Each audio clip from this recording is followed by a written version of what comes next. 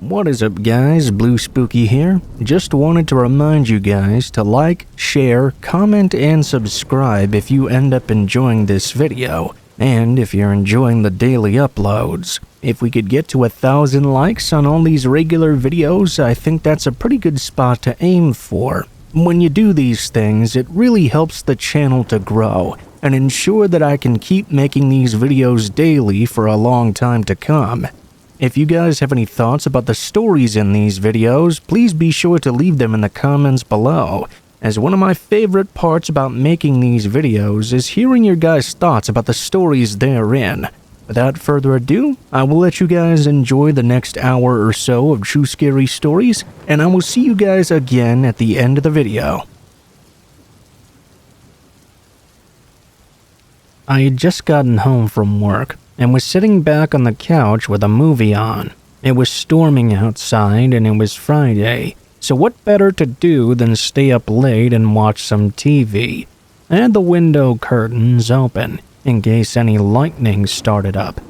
I was hoping to catch some cool sights outside. It doesn't really rain very often where I live, so nights like these are really rare, and they always get me so excited. As the night went on, just at about midnight, I noticed something strange outside my window, just down the street. There was a man walking down the sidewalk. He had no hood or coat on and was completely soaked. He walked up to one of the houses and onto their porch. I couldn't see too much through the rain. It was quite dark as well. It looked like he was waiting for them to answer the door though. After about a minute, he walked down the sidewalk again and continued further down the street. I couldn't see any further from where I was, but seeing this man's actions gave me an uneasy feeling. At this time of night and in this kind of inclement weather, it just wasn't normal to be walking around and up to people's houses. I closed the curtains by the window, just so that if he came to my house later, he wouldn't see me inside. Only about 15 minutes passed by before there was a sound outside my house. I could hear someone walking up my driveway and right up to my front door. There was no knock or doorbell ring though. I heard them moving around, walking across my porch and then back down to one of the windows, then going back to the door. By now I was really confused. I wanted to look out the peephole, but I was worried they'd somehow notice my presence. I waited, and after a minute there were no more sounds. I quietly walked up to the door and looked out. It was the man I'd seen earlier. He was just standing there, completely still at the edge of my porch, looking at my door with a blank expression.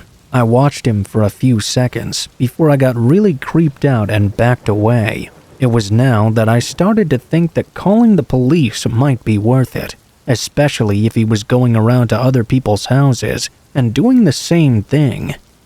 I turned to get my phone, but just as I did so, I heard the sound of footsteps departing. I looked out again. The man was gone. After giving it some further thought, I still felt this was just too creepy to not inform the police.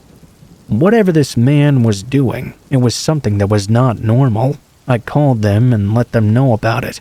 They said they would send an officer out to patrol the neighborhood and see if they could get the man to stop or explain what he was doing. That was about all that could be done at the time though. I thanked them and hung up. I checked out the door one more time before going out to the couch. The whole thing had really worn me out. It was taking away the relaxing part of my relaxing night and just making me exhausted. I shut everything off and went downstairs to get in bed. As soon as I got in and turned off the lights, a loud thump sounded from downstairs. I sat up and the sound came again. It was loud, like someone smashing something against the wall. I got up and ran to the top of the stairs. Now hearing it for the third time, I realized it was the front door. Someone was bashing something against it, like they were trying to forcefully break it down. I walked down a few steps and peeked over, seeing the door violently shaking every time they hit it. It looked like they were just a few hits away from breaking it down. Now absolutely terrified, I locked myself in the bedroom and called the police again. The operator said that an officer was in the neighborhood and would be here in just a minute. Through the sound of their voice, though, I heard the wood shattering and the door slamming against the ground. Footsteps quickly moved throughout the downstairs, going into every room without stopping. They began moving up the stairs, but were cut off from their advance by the officer pulling in and running up to the house. The intruder immediately turned around and ran for the back door. As the officer came in, he yelled at him to get down. Apparently, they had trouble getting the back door open.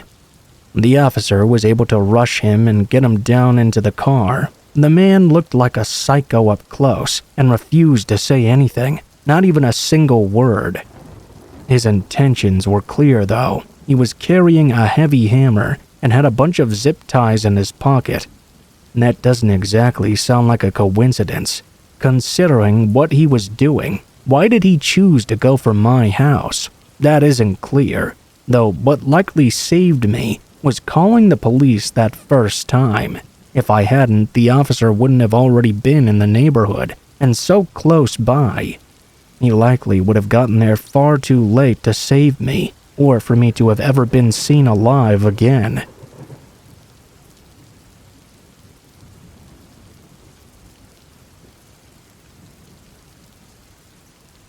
This happened last year. It was the beginning of spring, and we were going through a rainy month, where pretty much every day there was some kind of downpour, either light drizzling or full-on storms.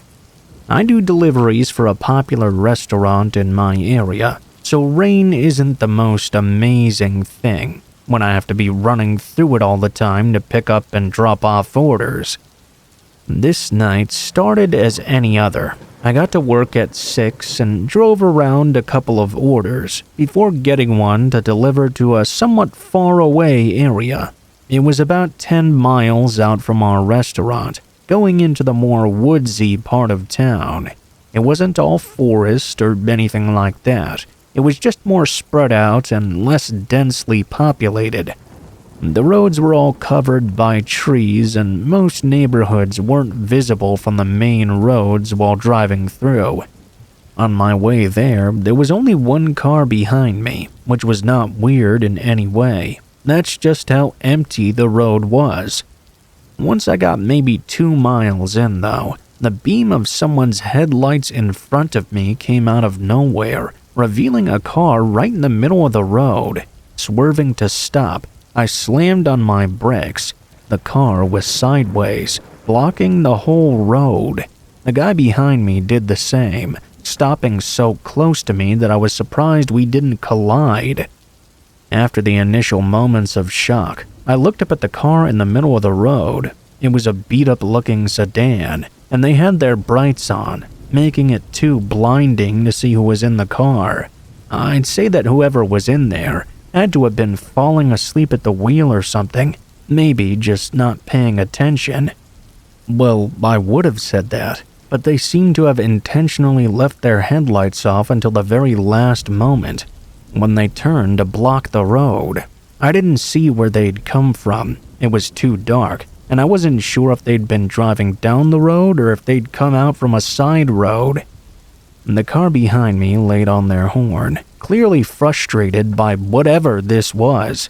I probably should have been more skeptical, but in the moment when something crazy like this happens, it's hard to think straight. Either way, the car behind me was too close for me to move back, and the car in front of me was blocking the whole way forward. I couldn't do anything unless one of them moved. After a while of the guy honking behind me, he stopped and got out of his car. I looked in the mirror and saw a large man begin walking through the rain. He looked completely furious. He passed right by my car and walked up to the other one. He stood at their window angrily yelling at whoever was in there, but with the rain I could barely hear what he was saying. I couldn't hear anything of what the other person was saying either, if they were even responding. I saw the man outside bang on the window a few times as he yelled and yelled, but then suddenly he stopped altogether and went completely quiet. He slowly backed away from the window, then nervously walked back to his car. As he was getting in the driver's side, the other car door opened and a man stepped out, wearing a thick hoodie that covered most of his face.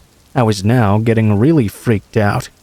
I still had no way of leaving at all, other than running my car out into the woods, which was probably a horrible idea. I sat there and watched as the man quickly made his way up to the car behind me. Just as he got to the door, the car floored it backwards and their tires screeched as they slid against the pavement. They lost control and slid off the side of the road. They made it past a few trees before slamming into one further into the woods. The man that was still on the road turned and looked at my car, making eye contact with me in my side mirror. I put my car in reverse and pressed on the gas, backing out past him. I then turned around and sped off. I obviously called the police, but I still had no idea what was going on there that night. An officer got to the scene about 15 minutes after I'd left. The only thing they found there was the car wedged in the woods against a tree. The other car was long gone, and neither of the men could be found. I think we can all assume what probably happened without even having any reasoning to go off of, but there are still a million questions that need answers. All I can say is that if the other guy behind me wasn't there, I would likely be in whatever place he's in right now.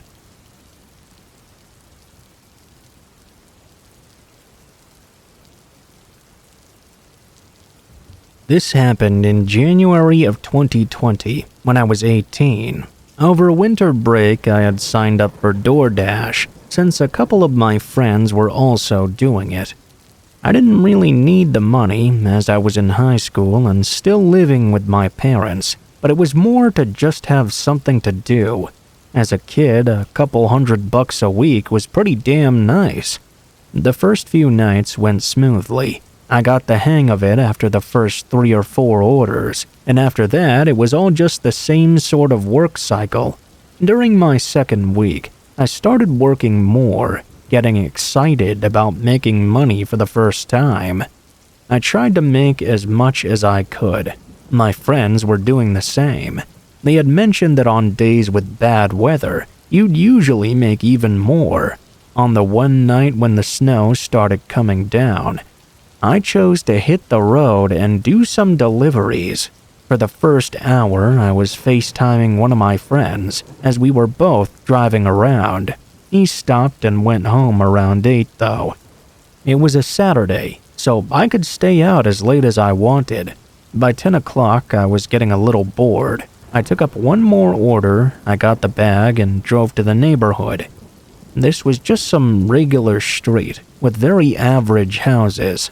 By now, the snow had covered up everything though, which made it both hard to drive and hard to see the numbers on the buildings. I slowly made my way down the street until finally finding the right address. It was a 2-story, very typical-looking suburban home. It even still had Christmas lights hanging on the trees outside. I parked and put my hazards on, then got out. I double-checked the bag had everything, and walked up the driveway. As I approached the front porch, though, I saw the front door was open. Not all the way, but just enough for it to be considered strange, considering it was snowing and so cold. I figured it was so I could leave the bag inside the house, rather than out in the snow. When I got up to the door, I pushed it a little bit more open and slid the bag inside. Just as I pulled my phone out to take a picture for confirmation, I heard a woman's voice yell from across the house. She asked if I was the delivery person, dropping off her order. It sounded like a young woman, maybe even in her early 20s. Yeah, I put it right here in your doorway. I was not expecting any conversation. The woman responded right away. She asked if I could push the door open and bring the bag inside to her. I knew it was strange to be asking me to go in their house, but I pushed the door open just to see where they were. Past the entrance, there was this long hallway that led to what I assumed to be the kitchen. On the wall, I could see the clear shadow of the woman, who was presumably standing around the end of the corner. Where do you want me to bring it?" There was a long moment before the woman responded. She leaned half of her body around the corner and showed herself at the end of the hallway. She urged me to bring it on over to her and gestured with her hands for me to come inside. Then she slipped back around the corner and out of sight. I realized that the shadow outline on the wall had not moved with her. It was someone else's shadow, standing somewhere by her around the corner. I stood there for a second as I felt blood rush through my body. I quietly placed the bag down and took a few steps back before turning and rushing away from the house. I stumbled into my car and glanced back at the home. As I pulled away, in the front window, the figure of a large man approached and watched my car as I left. I stopped at a nearby gas station to catch my breath and rethink everything that just happened. It was pretty clear by how everything played out that this was some kind of a trap. I also knew the police would have nothing but my word to go off of. I did end up reporting it, but when they went to the house to ask the woman about what happened, she denied that anyone else was there. They denied the officers access to search the home for anyone else too. Like I said, the police were unable to do anything at the time. What the woman and the man were trying to do by getting me inside their house is unknown. I can only imagine they would have robbed me at the least, and at the worst, I wouldn't be here right now.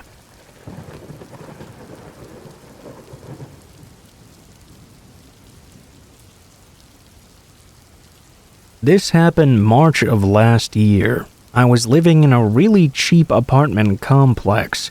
It was all I could afford at the time. The apartment was tiny and my neighbors were a lot older than me. The vibe of the building was very much single dudes. One night in March at around 2 a.m., I was lying on my bed reading a book. I have a habit of staying up late. All of a sudden, I heard a loud banging sound at the door. Someone was trying my door handle as well. It sounded like someone was trying to kick the door in. I could hear it shaking with the impact. I thought it was someone annoyed and making some sort of complaint about noise, but I hadn't made a single sound in the last 2 hours. I didn't have the TV on and I wasn't playing music either. I'm not ashamed to say I was absolutely bricking it at this point. It was really frightening. I managed to muster up enough courage to creep over to the door and put my eye to the peephole.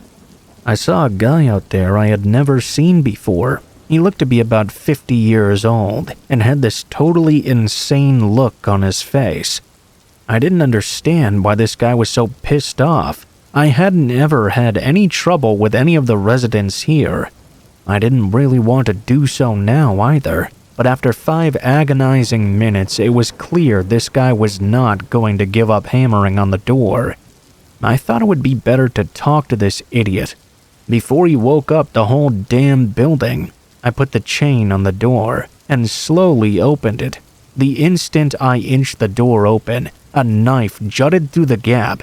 It danced its way toward me.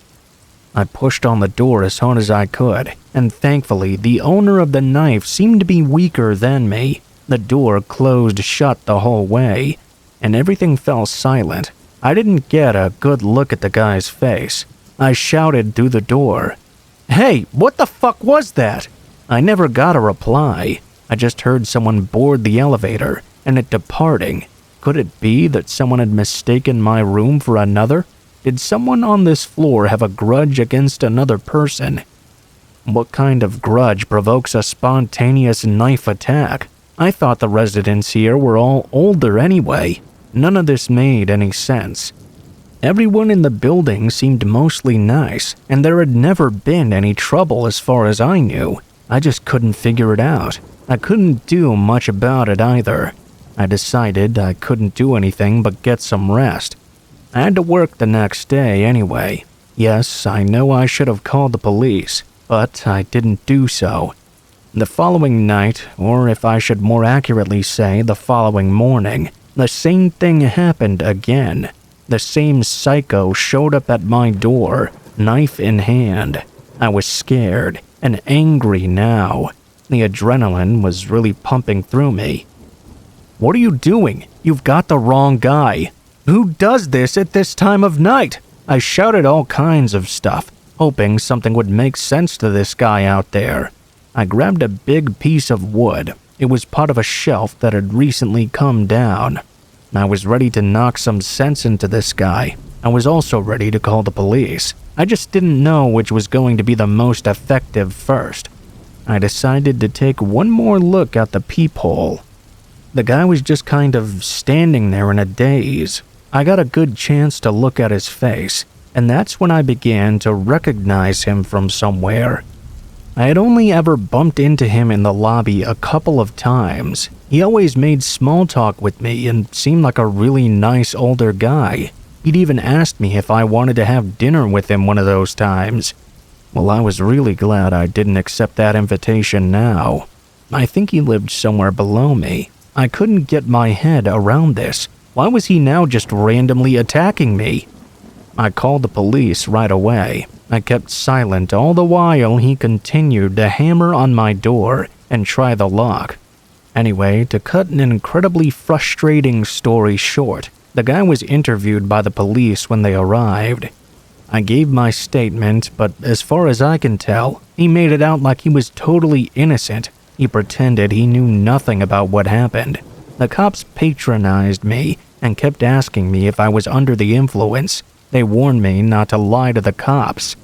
Well, I knew what I'd seen. What frightened me the most is that he got away with it so easily. Would he do it again? The police wouldn't do anything about him, I realized. I bumped into him a couple more times before I moved out. He would just smile at me and put his hands in his pockets. I've been struggling to find a reason for his resentment towards me, but I could come up with nothing. Maybe it's because I was young or something. Keep an eye on your neighbors. That old saying, a wolf in sheep's clothing, can really be more true than you realize.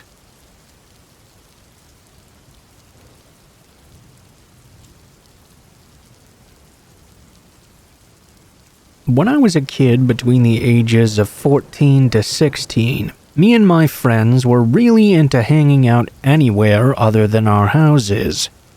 Most of the time, we would go to some fast food place and chill there, or find some spot in the woods near the park. I guess we were at that age where we wanted to be alone and not have people looking over our shoulders all the time. The only problem with this was that on the weekends when we'd be out late, most stores and dining areas closed before we were ready to call it a night. During winter break one year, we ran into this problem quite a lot. We'd go to the parks to hang out, only to find that even in the late hours of the night, there would be multiple other groups that had the same idea. Then one night, my friend JT brought up his parents' old farmhouse, saying it could be a cool spot to explore, and surely nobody else would be there. He'd mentioned it a few times before this, but we never thought much of it until that night. JT drove me and my other friend Paul out into what looked like the middle of nowhere. We arrived at a wooden fence. The fence was closed off with a chain, since it was private property and JT didn't have the key to it. We parked and hopped over it from the edge of the wooden fence. The first thing I realized was that I couldn't see the farmhouse. Yeah, it was dark out, and there were no lights anywhere, but I couldn't even make out a shape of a house in any direction. JT started walking, leading the way on a rough gravel path. He started to explain why his grandparents even had this place to begin with. He said it was his grandparents' farmhouse, but when they died, they'd passed it down to his parents. Apparently, it was just in really horrible condition, and his parents didn't know what to do with it, so they just kept it that way. That was almost 10 years ago, and nobody had done any maintenance or even checked up on it in over a decade. We walked down this path following JT for a good 10 minutes or so. We finally began to be able to make out a building, or at least the outline of it in the dark. You could tell even from here that it was in really bad shape. The roof was visibly dipping inward, like it was about to collapse at any moment. Some of the siding panels were hanging from the wood. All of us were quiet now, just kind of looking at it as we walked closer. When we got up to the front of the house, the door was covered by a large sheet of wood. We went around to the back, where the door was completely missing altogether. We each turned on our phone flashlights and stepped inside. Surprisingly, the inside wasn't really trashed like we'd thought it would be. Most of the furniture and stuff didn't seem to have been moved very much. It was extremely dusty though. Our phone's lights were not the best, so maybe it looked better than it actually was. We split up, and after a minute of just walking around the first floor, I entered a hallway on the left side of the house. I began walking down that corridor when suddenly someone walked past the end of the hallway. I froze, and out of panic I called out to JT, wondering if maybe it was him wrapping around or something, but I already knew that couldn't be it. The man I saw in the dark was much taller and thinner than either of my friends. I stepped back and started to go to where I'd last seen the two of them. When I turned around the corner and held up my light, both GT and Paul were standing in the middle of the room, looking away from me. I stepped into the room and looked at what their lights were pointing at. At the edge of the light, the man was standing and staring right back at them. It was like they were all frozen in fear, unsure of what to make of the situation. "Guys, let's leave," I said, trying to act as calm as possible so the guy wouldn't do anything. That must have triggered everyone's reaction at once though, because suddenly we were all sprinting to the back door and running out into the open field. With all the scrambling and footsteps, I can't even say for sure if the man chased us out. JT says he was confident he did though. We pretty much ran straight back to the car and drove off, not taking any more risks. I think we can all assume the man was either a squatter or a homeless person, defending the place he'd come to call home, but without a good look at him, it was hard to say for sure. JT said he'd tell his parents about it, so they could lock down the farmhouse, but he never really went through with it. He was worried about getting in trouble for going there. What happened that night remains one of the most horrifying experiences I've had, and if JT was right and the man was trying to chase us out, then we were all really lucky to get out of there unharmed.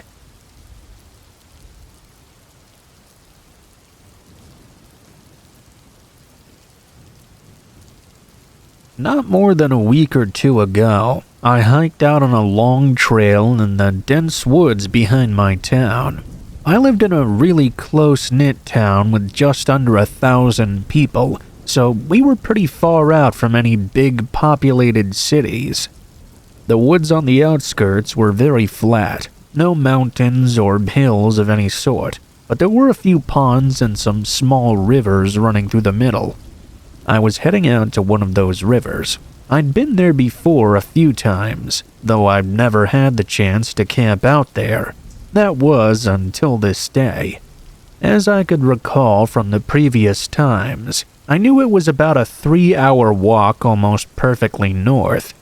As I walked between the trees, it was very quiet, aside from the birds and other animals rustling the leaves around me. There were no other people or hikers at all, and I didn't plan on seeing anyone either. This was not even a trail, it was just open woodland. As I was about 45 minutes out from the river though, I suddenly stumbled into someone. We were both walking toward each other, and it seemed like neither of us had noticed each other until we were just a few feet away, separated by only a few trees. I know I must have had a confused and almost nervous look. I found it really unusual to run into someone off-trail in the middle of the woods like this. The man had just about the same look. I was about to break the silence and offer a hello, but after a second his face shifted into a nervous smile, and he turned to walk off to the side. I followed his lead and kept walking past, but I looked back once I got a bit further away. I saw the man was no longer walking, but was running away now, not making a single sound. When running into each other, it gave me a somewhat unsettling feeling, but seeing him run off like that only made it even stranger. It was like the man did not want to be seen there. Whatever the case, I decided to mind my own business and continued making my way to the river. This was no campsite or anything, obviously, so I just plopped my bag and tent down on the flattest area I could find. Then I went to get a fire going, since the sun was just about to set. I tossed in a bunch of random sticks and twigs that were around, and made sure it would burn for a couple of hours at least. I was hoping to stay up and wait until the stars came out, so I could do some stargazing away from town. I could often get a good view of the Milky Way, which was a sight I never wanted to miss out on. Hours passed by while I was sitting and waiting, until a very distinct sound came to the quiet woods behind me. Footsteps, slow and careful ones. I turned and looked, not making out much in the darkness as I gazed around. The footsteps did stop though, telling me that while I may not see them, they could clearly see me. I reached down for my bag and picked up my heavy-duty flashlight, shining it out into the trees. I could see decently far now, but as I moved it back and forth, I didn't see anyone out there. I felt my heart rate increasing a bit as the unsettling feeling came over me again. "Anyone out there?" I waited for a moment with no response, then tried again. "Hello?" Not even the sound of another footstep. After a moment of contemplation, I started to walk toward where I'd heard the sound from. Maybe there was a chance I was mistaken, but I needed to be sure. I carefully stepped out through the woods, keeping my flashlight steadily pointing ahead. I got to where I thought the sound was coming from. I moved the light to my left, looking behind each tree. Needless to say, I was caught by surprise when the light suddenly revealed a large man in hiding. It was the one I'd run into only a few hours ago. He was no more than 20 feet away, but even with the light now on him, he stood perfectly still. In an act of quick thinking, I tried not to react and continued to move my flashlight across the woods, hoping he might think I didn't see him somehow. I then began walking back to the tent, trying to act as unbothered as possible. I picked up my bag and looked around once more before quickly leaving my tent and campfire behind. I walked into the woods following the river's side. Once I felt I'd made enough distance between us, I started running as far and fast as I could until I was without a doubt away from that man. I found a spot to rest at with a good view and sat there wide awake until sunrise. I don't think the man followed me that far, as I was able to make it out without hearing or seeing the man again.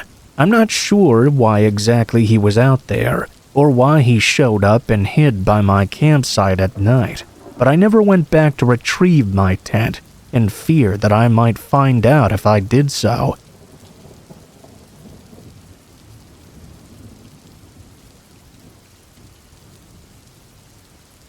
Two years ago, I lived with my younger brother on the East Coast. For the most part, though, we didn't really go out much. I mean, we'd hang out with friends a lot and get food or whatever, but we never really went out and did anything interesting. I started to look up things to do, and one of the most common suggestions was to go camping. We were right along the Appalachians after all. I told my brother, but he didn't seem to be very interested. A couple days later, I went out and bought a few things like a small tent and some safety tools. I packed up one of my old backpacks and drove out to a nearby trail. Yes, I was really inexperienced, and going camping alone was not a good idea, but I'd only planned to be out for one single night. I figured that even if there was a problem, it wouldn't be that bad. After an hour or so of driving, I got to the trail. No other cars were parked there, and I didn't see any other people either. I got out and put on my backpack, then walked over to the trailhead. It was a thin and not really well-made path, but it was good enough for me. I don't think this was really a popular trail. I just found it by randomly scrolling through a huge list and choosing one that wasn't too long. As I hiked down this path, it became more and more clear just how little used this trail was. Bushes were overgrown and blocking the way. In some portions, the grass had even grown over it and made it really hard to tell what was the trail and what wasn't. After an hour, I made it to the end. After seeing the trail, I reached about what I expected the campground to be. It was a small and mostly overgrown space, but there was something I noticed right away. It really caught my attention. There was a pile of logs on the other side of the campground. I walked over to it and saw that charred flakes of wood were blowing off in the wind. It had to have been used very recently, maybe even just the night before. I looked around again, not seeing any tents or signs of anyone else being there. I was unsure about things. I went to the other end and put my things down, then got to work on the tent. It wasn't that late yet, so I took my time to make sure the tent was well made. Once I was done, I took a breather, sitting down and chilling for a minute. There was about an hour left of sunlight.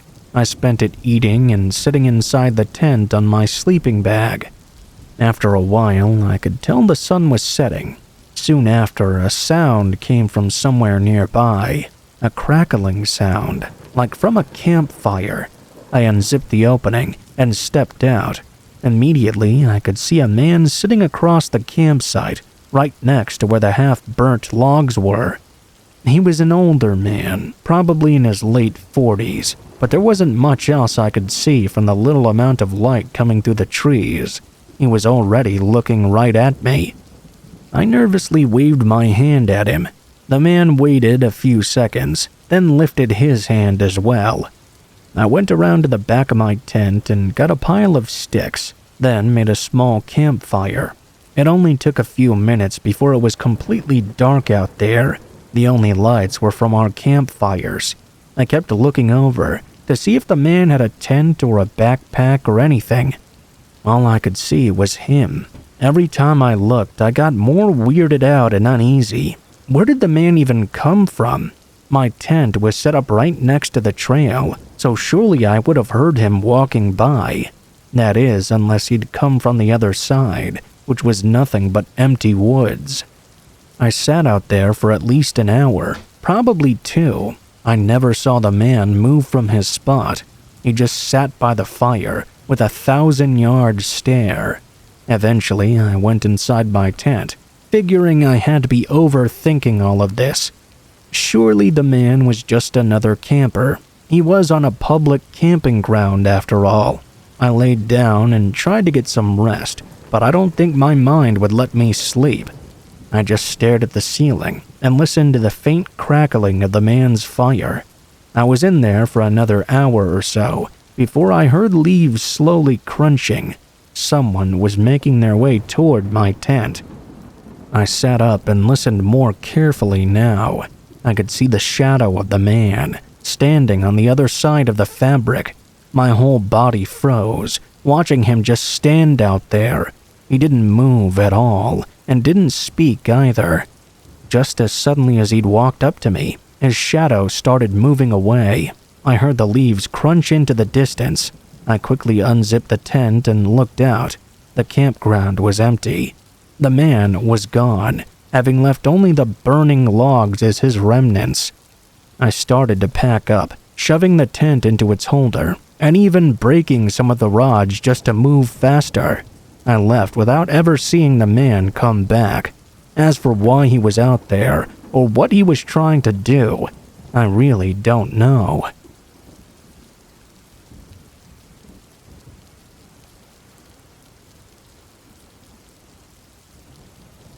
About a year ago, I was living with one of my mates. I stayed in a ground floor flat that kind of sits in a cul-de-sac and is a bit of a pain to walk to.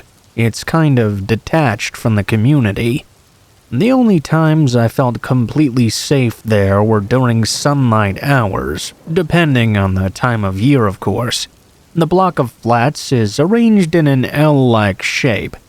Our entrance sits right inside the 90-degree angle. Inside the main building, there is a flat either side and stairs in front. The immediate entrance hall is very dark. I feel like the lights kinda choose when and when not they feel like working sometimes. The flats are all very basic. A hallway, 2 small double bedrooms, a bathroom, a decent living room, and a small kitchen. The hallway itself is quite long, and the living room is right at the end of it.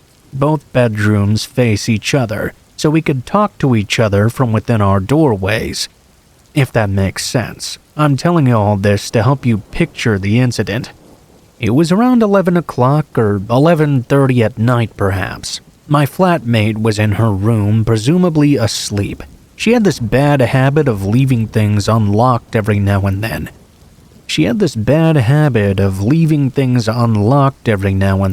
I always have to get up and make sure everything is locked up before I head off to sleep. But she'd gotten better about it, and normally at least had the chain on the door if she'd forgotten the main lock. She always went to bed pretty early, so I didn't really mind having to do this. I was in the living room and decided to grab a pint of water before heading to bed myself. I went into the kitchen, which was attached to the living room. I switched on the kitchen light and filled up a glass. The car park in front of our flat was very dark, and I remember this eerie feeling coming over me. I couldn't quite say why. I just felt like something was really off here. The kind of feeling you get when you switch the light off and feel the need to run up the stairs. Anyway, I took a couple sips and filled the glass a little more, then went to head out of the kitchen. To my surprise, I heard the front doorbell ring. I froze. I didn't even know we had a doorbell. That tells you how many visitors we usually got. About 10 seconds passed before the letterbox was hit twice and my stomach sank. I felt trapped in the kitchen. Important to note 2 things here. If you step out of the kitchen area, it puts you in perfect line with the hallway if the living room door is open, which it was. And 2, our front door had a bloody window on it, so you could see the silhouettes of anyone outside or in. We did have a cute gray curtain across the front, but it was pretty see-through. I grabbed my phone and called my mate who was in her room, right next to the front door. "Did you hear that?" We were both wondering if we had just imagined it. We had to whisper because the walls were paper thin. You could always hear people coming and going. She crept out to her bedroom doorway, but couldn't go forward because then she'd be in direct sight of the window. I edged my way out of the kitchen, keeping flat against the wall. I sunk down to the floor, texting her now because we were closer to the door. We didn't want whoever was outside to hear us. Another thing you should note is this person must have buzzed other flats to get into the building, because they sure didn't buzz ours. I reckon they must have seen me through the kitchen window. Lying in a kind of army crawl, I could see the silhouette of a tall, bald man. He chapped the letterbox again, but just stood there. Terrified, I mouthed to my mate, "Did you remember to lock the door?" She said no. The chain wasn't on the door either. It was now or never, I supposed. I crawled as low as I could to my bedroom, grabbed my keys, and crawled over to the door. I frantically shoved the keys in and twisted, at the same time putting the chain on. It was a noisy affair, and obviously the man noticed I was there now. As I desperately tried to twist the crappy old-school key into the lock, I finally got it. I was terrified to stand up. My mate poked her head out of her room to see if he wasn't there anymore. She was kind of half stoned, so she kind of fell asleep and went back to bed. But something was nagging at me though, really badly. Remember how I said you could easily hear people coming and going? Well, it was really quiet, and not once did either of us hear the building's main door open or close. This was someone who was from our building. We had one person across from us, 2 people above us, and 2 above them. 2 of those flats were students. Our neighbor was a 98-year-old woman. It was a couple with a short, long-haired and chill guy, so nobody we knew lived there matched the frame of the man in our flat window. I stayed up until I couldn't anymore, keeping my room door shut and keeping my hockey stick next to my bed. I realized about a month after this that the service button to the front main building was broken and anybody could come right in if they pressed it. If they were very quiet, you wouldn't even know they had slipped inside. I think the person must have saw me in the kitchen in the light and thought to try their luck that night. It easily could have been a different story had I not managed to lock the door in time. Always lock your doors, heck, double lock even, no matter how safe you reckon your area is. We have no idea to this day who that man was, nor why he was there. Obviously, we never saw him again, and we never heard anyone use our doorbell again.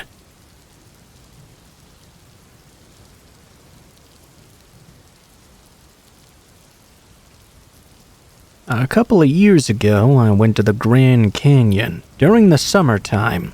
I went there on a road trip with my best friend Amanda. I had never been to the Grand Canyon before, but she had been there once when she was younger. We drove on this one road for a long time that was supposed to lead to the park. Once we entered, we followed another road into one of the main parking lots. I was surprised at just how big the park was. There were various campsites on it, and several trails as well. When we got there were quite a few other people. We went down one trail to see the actual canyon. There are several walking trails alongside it, and many different lookout areas as well. We walked along it and stopped at several of those lookout spots, many of which were pretty crowded.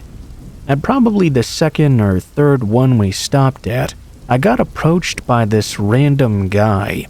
He was a man that was sort of big with dark hair. He said hello to me and told me his name was Joe.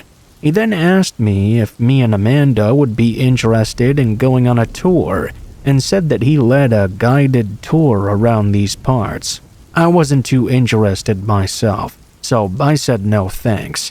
He then asked me again if I was sure, and I said yes once more. After that, he just walked away. We took a bunch of pictures and stuff and moved along. About 15 minutes later, I would say, we were at another overlook area. There were other people there as well, but not nearly quite as many as before. I noticed that same guy, Joe. He was walking over and approached us again. This time, he said he'd forgotten to mention that the tour was free because somebody else had apparently canceled. He asked once more if we wanted to go. I thought about it for a second, but I still didn't want to go with this random guy. I said no to him. He asked if we were sure again, and we both said yes. He walked away just like before. This whole thing seemed a little bit strange, especially because he didn't bother to ask anybody else. He just asked us and then walked away. Amanda and I stayed at the lookout spot for a couple more minutes after that. We kept walking along the canyon and looking out at different viewpoints. I remember that sometime later, we stopped at another spot and saw Joe yet again, a little ways away. I was afraid he was going to approach us once more, but he didn't do so. He was with another guy, and they were just kind of standing around acting shady. Amanda and I walked in a different direction. There were a few paths that went through some nearby areas, and not as many people were on these ones. We walked down a couple of them. I remember that about halfway down one of them, I saw Joe again. He was walking a ways behind us, and that's when I started to get really weirded out by him. It still didn't seem like a huge deal. There were still some other people around, and the paths were not super avoided or anything. We later went back to the canyon again, and didn't see him. We finished up at the gift shop, and each of us got some souvenirs. Out of nowhere, guess who I noticed again? It was Joe. He was with his friend from earlier. He didn't try to approach us, but it was a strange coincidence, seeing him everywhere we'd gone throughout the entire day. Whatever tours they were supposed to be giving, they were apparently not doing so. By the time we got our souvenirs, it was starting to get late out. The sun was setting, and we decided to drive back. Our hotel was over an hour away. We went back to my car and what I assume is the main parking lot. As we were getting in and preparing to leave, I saw the two guys once again. They were a long ways away and just entering the lot. I kept an eye on them because I was very suspicious at this point. I noticed them begin observing us. They went over to an old SUV, which was parked on the other side of the lot. Is that what they were supposed to be giving tours in? I wasn't really buying the whole tour story at all. I was feeling really glad we hadn't said yes to them. We got inside my car and started to leave. As we were driving down the road, though, the SUV the guys were driving followed in right behind us. If my memory is correct, there's really just one main highway that leads to and from the Grand Canyon.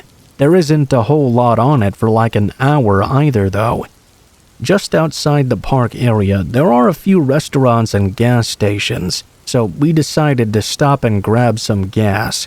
My car's tank was a little low, and we didn't know where the next opportunity to fill up would be. We didn't know if the guys would continue to follow us either. As we pulled into the gas station, they pulled in right behind us.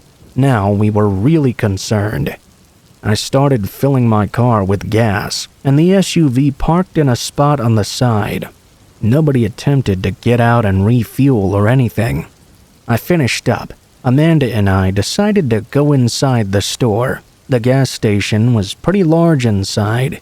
We were browsing around through some stuff to idle time when we noticed the same two men sneaking inside. We tried to avoid them, and they didn't seem to be trying to approach us or anything, but I knew this wasn't a coincidence. We got a few things and left the store. As we left, we noticed the guys immediately leaving right behind us. We hurried and jumped into the car. The guys went back to their SUV. As I left, unfortunately, they followed right after us. We both went onto the main highway leaving the Grand Canyon. There weren't really any exits, but I tried slowing down, speeding up, changing lanes. Whatever I did, the SUV remained right behind us. We were thinking of what to do. After a while, we got the idea to drive to a police station directly. Unfortunately, there was not one for a while. Over the next few minutes, things remained the same. We drove with them following us until we were finally off the highway. We then headed to the nearest police station.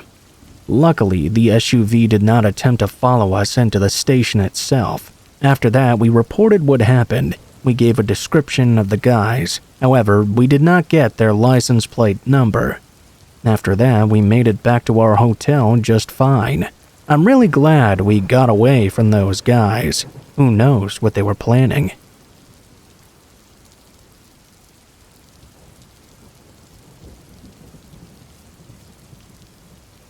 I live in a really small countryside town. The population's only a few thousand, and the nearest city is a couple hours away.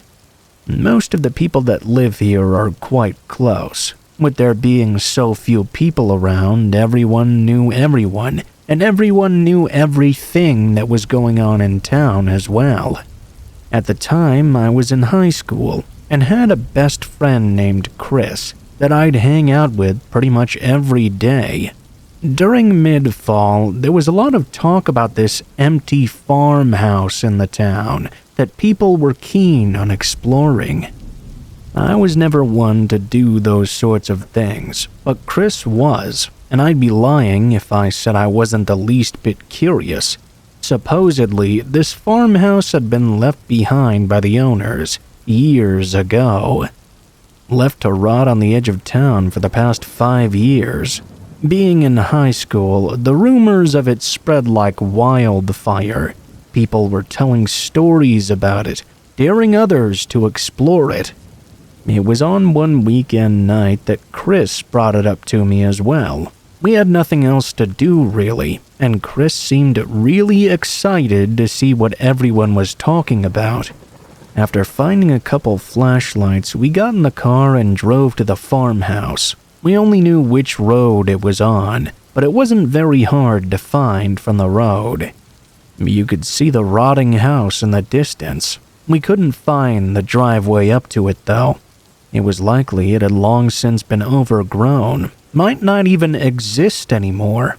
We parked on the road and started walking through the field towards this house. It was almost 1 a.m., so the moon was lighting up the field just enough for us to navigate through. As we got closer, it almost felt like the night got quieter and quieter around us until we reached its area. The house had weeds infesting the whole yard, and vines growing through the wooden panels on the outside. Chris led the way, walking around to the front, where the door was missing. That gave us easy enough access inside. We stepped in and started walking through the rooms, looking at the trash on the ground and the decaying interior. It made both of us wonder why it had been abandoned to begin with. After a minute or two, though, we'd seen everything on the first floor. We moved up to the second. It was much darker upstairs. There were no windows to let in the moonlight. We both turned on our flashlights and shined them around. There were only 2 rooms up there, one on the left side of the hallway and the other on the right side. Chris went up to the left, finding that the door was locked. While he was struggling with that door, I went over to the other room. It happened to be unlocked. It was entirely empty, having mold covering the ceiling, and nothing more. There was a single window with slabs of wood nailed across it. Curious, I went up to it. Why would they need to block an upstairs window? I crouched down to investigate, and looked in between the 2 slabs to see what was outside. Maybe it had access to the roof or something. It didn't, though. This was just an ordinary window facing the field we'd come from. As I looked out into the moonlit grass, I saw a figure walking toward the farmhouse, not too far away. I left the window and whispered to Chris that someone was coming. My heartbeat was already speeding up. I think it was seeing the figure being all alone that really freaked me out, though. Knowing this was not another group of kids just exploring this place. Chris looked nervous too. He walked over to the window to see for himself, but we immediately stopped at the sound of footsteps entering the house downstairs. We froze in place, standing in the middle of the empty room, too scared to even take a step and risk being found. The person walked slowly through the first floor, going to the stairs and beginning to walk up. Both Chris and I stared at the open doorway, listening as the footsteps approached the top. They started coming even closer, until the large figure of a man appeared in front of us. He was facing the other way, unlocking the locked door. As he stood in that dark hallway just 4 or 5 feet away from us, I held my breath in my hands, hoping he would not turn around. When he opened the door, I immediately locked eyes with another man who had been waiting inside that room. Our gaze was broken as the man went into the room and closed the door behind him. We heard them whispering immediately after. Chris and I made our move, sprinting into the hallway and down the stairs. We heard the door swing open and footsteps charging out behind us. We fled the house and ran for the field. We didn't stop until we got to the car. driving away as fast as we could. The whole ride back to my house, neither of us said a single word. We were both just in shock, taking everything in. We had no idea what was going on in that house, or who those men were, but out of fear of getting in trouble for trespassing, we did not call the police. We were stupid to have even gone there in the first place. I won't defend any of my actions, but I feel like there was something more sinister going on at that farmhouse. A month after that incident, the house was bought and torn down, with no reason given. Whether or not something was really going on in there, we'll never be able to find out now, that's for sure.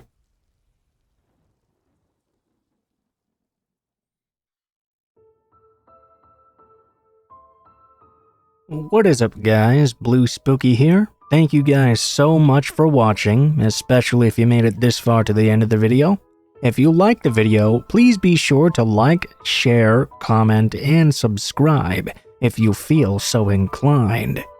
If you have any feedback for me as well, be sure to leave that in comments below the video. If you guys have a story you'd like to send in, or if you'd like to contact me for any reasons, there will be links to my social media in the description below the video, including my Facebook, Gmail, and Twitter accounts.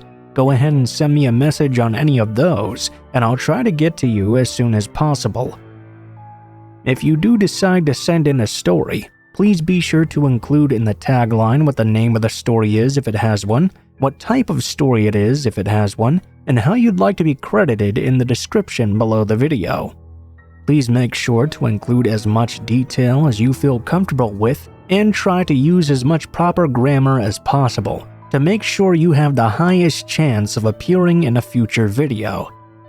Overall, I think that's pretty much it for now guys, so thank you so much for watching, and I hope you guys have a great day.